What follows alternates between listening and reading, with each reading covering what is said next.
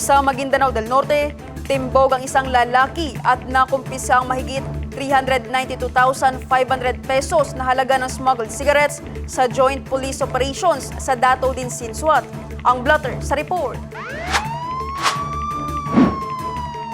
Ayon sa Maguindanao del Norte Provincial Police Office, bigo ang sospek na makapagpakita ng anumang dokumento na magpapatunay sa legal na pagmamay-ari at transportasyon ng kargang sigarilyo.